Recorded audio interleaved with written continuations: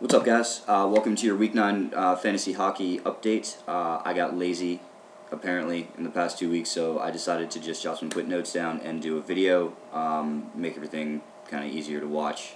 If you're watching on your computer, I don't know if you can see these on your phone or not, because ESPN's fantasy hockey app kind of leaves a lot to be desired at times. So we'll get right into it. We got a couple of big games going on this week. You have myself and my North Shore Zombies playing Tom's East Brain Slashers in a battle of the 8-0 teams. Somehow him and I have managed to get to 8-0, playing each other this week, so one of us is going to have a loss, and that will determine the first place overall team over in the Norris Division. You have Team Nolan, Mike Nolan's team, playing the Chucktown Rebels, which is Liam's team.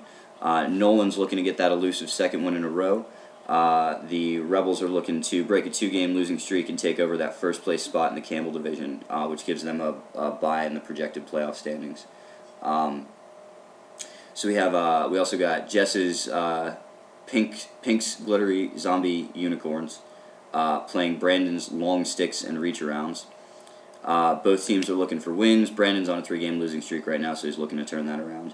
And then the other game with some implications this week, you have Willie Hogan's Blunt Smiths playing Scott's team, Team Poors. The Blunt Smiths are currently number 1 in the Campbell Division. They're looking to hold on to that title. And Scott's looking to make some moves over in the Norris Division as well.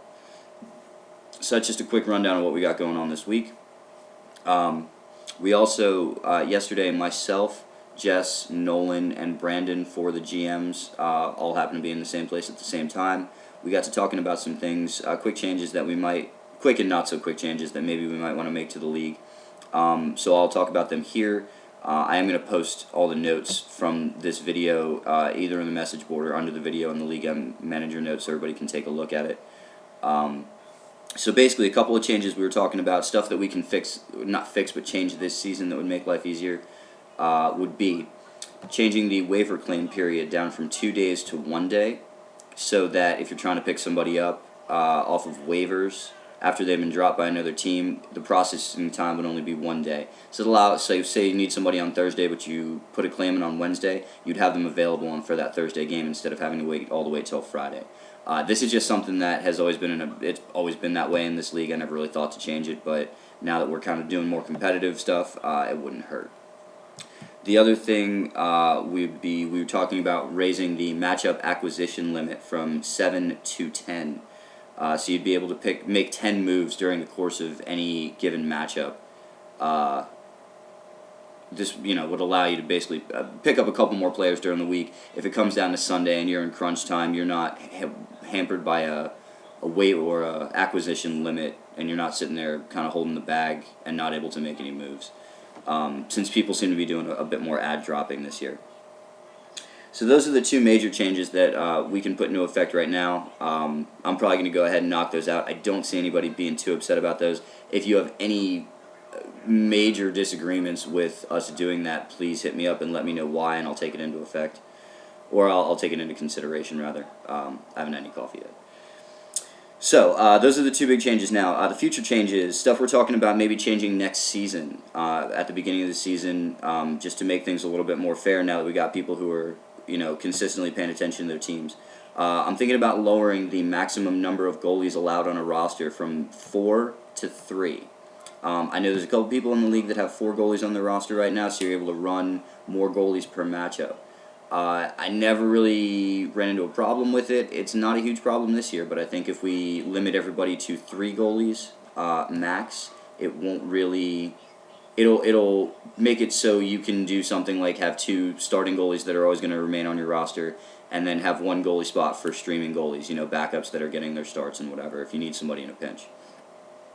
Next year I will also be, and this is happening regardless, I'm going to add 2 injured reserve spots into the roster, so that if you have players that are injured, you can slot them into those injured reserve spots and not worry about them taking up a roster spot, and you can pick up people in the interim while they're injured.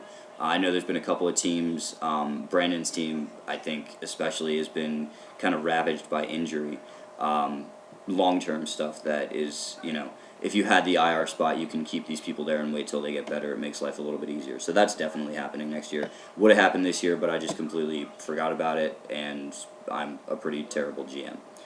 So, also as far as the Keeper League stuff, it does look like we're probably going to be moving to a Keeper League or a Dynasty League next year.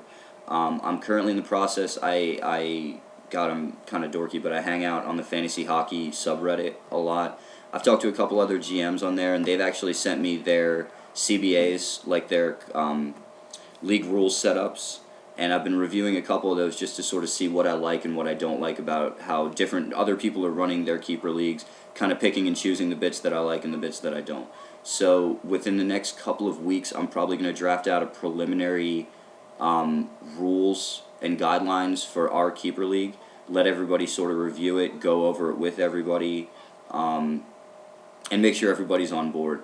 I think it's going to be a lot of fun. Basically, what we're looking at right now is it's going to allow you to keep a set number, and I'm not going to put it into effect this year. It's going to be, since I want everybody to draft well for a keeper league, we're going to draft next year, and then you'll be able to keep people from next year's draft. So this year is going to be just a one-off thing. We will be doing a whole new draft yet next year and then putting it into effect the following season. I know that's a long ways away, but it's one of those things you kind of have to set up in advance.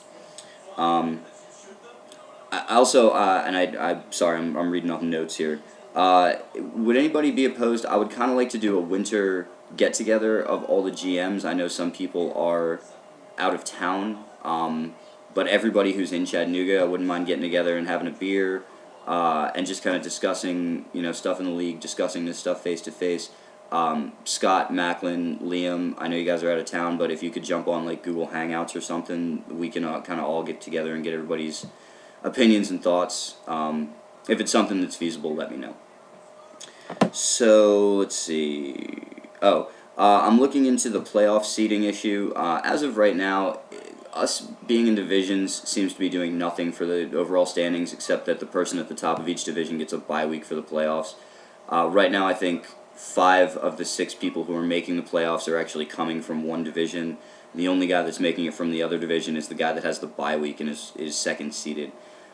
I don't really care for that. I was trying to avoid it at the beginning of the season, but I think the dude that I talked to at ESPN was a complete moron, didn't really know what I was talking about. Maybe I don't communicate very well. I don't know. So I'm going to go ahead and call them again and try to get that resolved and see if we can get it set up to where the top 3 teams in each division make the playoffs. If there's not a way I can do that, I'm getting rid of divisions next year. That's pointless to have. So we'll just do the 12 overall standings. Top 2 teams get byes. 4 teams below them get into the playoffs, and then the other ones don't. I was dicking around with maybe raising it to 8 teams next year as well, but we'll see how this current playoff format works. Matt Glenn put a message up on the message board about trades. We're not a very active trading league. I'm not sure why. It is what it is. I don't really care either way. I tried to make a couple of trades. I think it's honestly because everybody in this team's done their homework and they know what players are worth and what they're not, which I'm happy about, to be honest. I'd rather have that than have people getting fleeced by trades all the time. You guys, I wanted to let everybody know about the trade block. It is something you guys can set up that will allow people to see kind of if you're willing to move anybody, if there's anybody on your team that's untouchable.